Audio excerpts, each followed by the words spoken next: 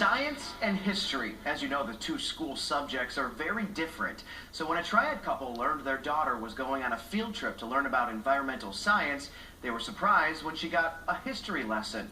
They were outraged when they learned what that lesson entailed, a reenactment of the Underground Railroad.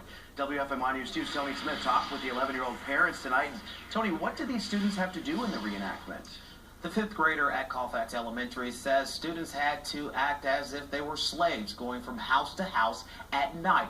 Her parents believe it was not a good way to teach students about slavery, but school officials tell me it was just an educational experience to reinforce what students learned in the classroom.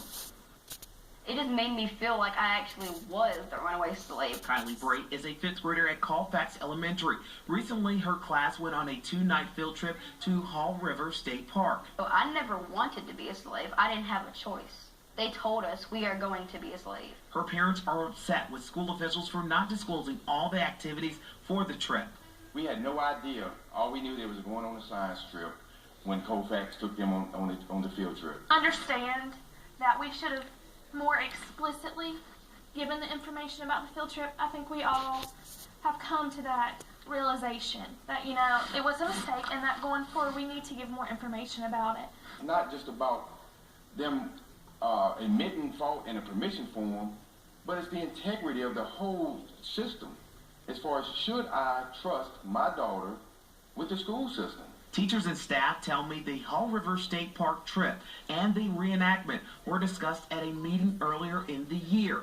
It's unfortunate, and I'm sorry that, one student felt this way. Teachers say science was incorporated in many ways in the Underground Railroad demonstration. The focus is definitely not on making students slaves or having them act like slaves. They don't do anything but walk from one place to the next.